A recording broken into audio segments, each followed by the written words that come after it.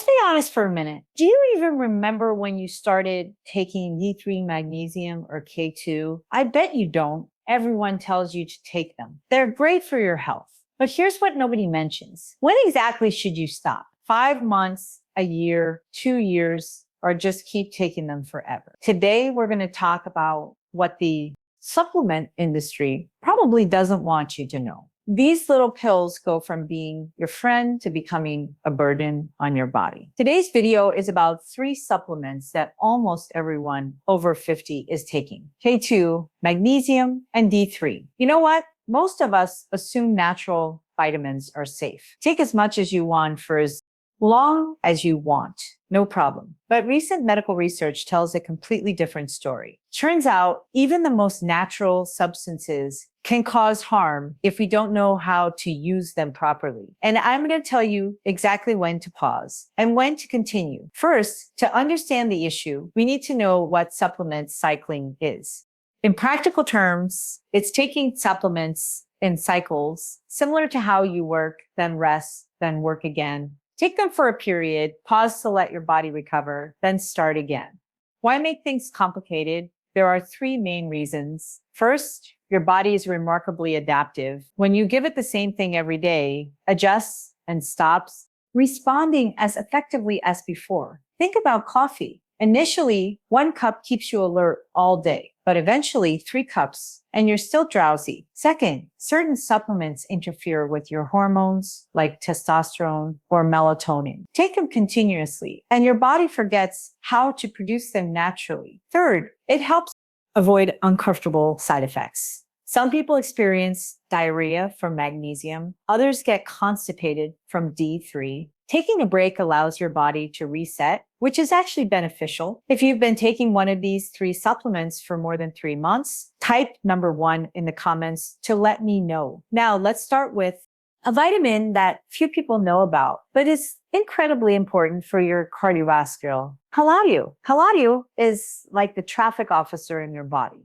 Its job is to make sure calcium goes where it belongs, into your bones and teeth, not wandering into your arteries or kidneys. This is why people say K2 and D3 are a power couple. Missing either one spells trouble. What's interesting is that although K2 is fat soluble like D3, there's virtually no research showing it causes toxicity even with long-term use. The problem is most of us are severely deficient in K2. That's because K2 is extremely rare in modern foods. Unlike K1, which is abundant in leafy greens, K2 only exists in a few special fermented foods. In Japan, researchers discovered something fascinating. People who regularly eat natto, that's fermented soybeans, rich in K2, have significantly less arterial calcification and much stronger bones compared to Westerners of the same age. This shows just how crucial K2 really is. So do you need to cycle K2? Good news.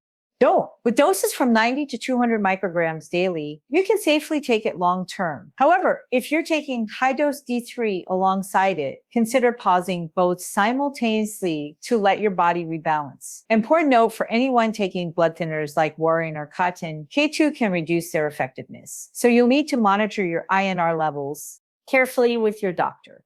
K2 is safe, but there's one mineral that half of us are deficient in. And surprisingly, you shouldn't stop taking it. Magnesium. Magnesium participates in over 300 reactions in your body, from creating energy, muscle contractions, nerve transmission, to helping you sleep soundly and stabilizing blood sugar. Without magnesium, your body is like a car running without oil. It still runs, but sooner or later, it's going to break down. What's concerning is that up to 50% of people over 50 are magnesium deficient. Why so many? Our soil is now nutrient depleted. Foods are all processed. Eating too many carbs makes your body dump magnesium even faster. Result, you can't sleep. Like cramps wake you at night. Your heart pounds. You're anxious for no apparent reason. For people with healthy kidneys, magnesium is extremely safe for daily use. Research in the journal Magnesium Research from 2013 confirms that forms like glycinate, citrate, and malate all absorb well and are gentle on the stomach. Glycinate in particular causes the least diarrhea, unlike chioxide. A study in Nutrients from 2020 further confirms that for people with normal kidney function, daily magnesium poses no toxicity risk. However, if you have kidney issues, especially advanced kidney failure, you need to be careful because your kidneys can't eliminate excess magnesium. So why shouldn't you cycle magnesium? The reason is straightforward. First, unlike fat-soluble vitamins like D3, magnesium is water-soluble. Any excess gets flushed out through your urine daily. Second, since most of us are severely deficient in magnesium from our daily diet, stopping supplementation only makes things worse. Many people have learned this lesson the hard way. Just 3 days after stopping magnesium, they find themselves tossing and turning, unable to sleep like before. After a week, cramps and crushing fatigue start creeping back. And when they've stopped for 2 weeks, anxiety episodes and racing heartbeats make them realize their body truly needs magnesium to function normally. Instead of cycling, adjust your dosage to personal needs. If you eat plenty of dark leafy greens, avocados, nuts, and limit carbohydrates, 200 milligrams daily might suffice. But for most people, 300 to 400 milligrams daily is necessary, especially when stressed, exercising heavily, or having sleep issues. Magnesium and K2 are relatively straightforward, but vitamin D3 is a completely different story. If you're still watching at this point, comment number 2 to let me know this information is helpful. Honestly, every comment from you is huge motivation for me to keep sharing. And now let's explore the truth about T3, the vitamin that many people are unknowingly overdosing on without realizing it. Vitamin D3 isn't your ordinary vitamin. It functions like a hormone in your body, influencing thousands of genes and biological processes, from regulating your immune system, maintaining strong bones, supporting cardiovascular function, to balancing mood. Research even shows D3 can help reduce the risk of certain cancers. But here's what most people don't know. D3 is fat soluble, meaning it gets stored in your fat tissue and liver. Unlike vitamin C, which gets flushed out through urine daily, D3 can remain in your body for weeks, even months. You don't need to take it every day, especially if your vitamin D blood levels already optimal, or you regularly get sun exposure. An important study from the American Journal of Clinical Nutrition discovered something remarkable. Vitamin D levels can stay elevated for many weeks after stopping supplementation, particularly in people who've been taking it continuously for extended periods. Another study in the Journal of Clinical Endocrinology and Metabolism confirmed that D3 persists in the body for a very long time, taking weeks or even months for your body to eliminate half of the stored vitamin D. Exactly why cycling D3 can be a smart strategy, especially if you're taking high doses like 5,000 IU or more daily, or if you're fortunate enough to live somewhere sunny and regularly expose your skin to sunlight for 15 to 30 minutes at midday. So when should you cycle and how? If blood tests show your 25 hydroxy vitamin D level consistently above 50 nano per milliliter, it's time to adjust. You can pause supplementation for 2 to 4 weeks, especially when your levels are much higher than optimal,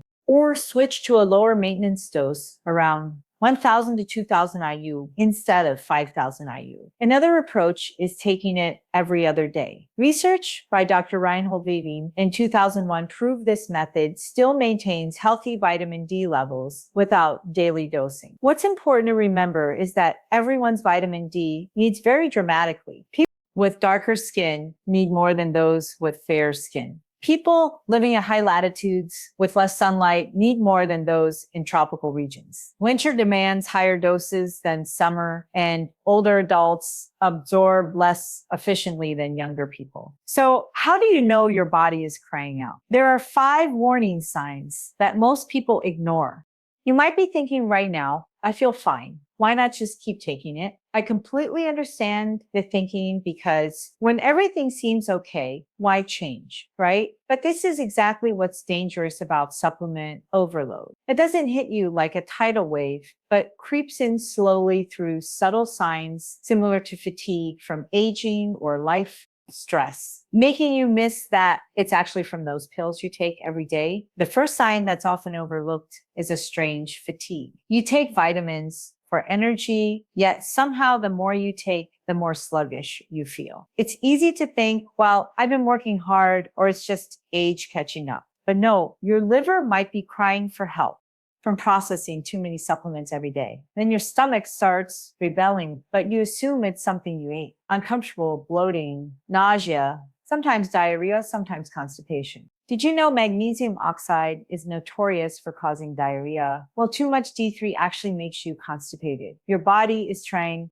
to tell you something, but you're not listening. The next contradiction is about sleep. Swap magnesium to sleep better. Yet here you are tossing and turning until 3 hours in the morning. Maybe you took it at the wrong time. Magnesium citrate in the morning actually keeps you alert as a bird. Or worse, your D3 has gotten so high, it's disrupting natural circadian rhythm. When your heart starts beating erratically, sometimes fast, sometimes slow, sometimes feeling like it wants to jump out of your chest, that's when your body is screaming. Don't assume it's just stress. Maybe magnesium and potassium are out of balance, or D3 has pushed your blood calcium too high, or it's conflicting with heart medication you're taking. And the final sign, subtle, but most important, is that hard to describe feeling that something's off. You're more anxious despite taking magnesium. Joint ache despite having D3.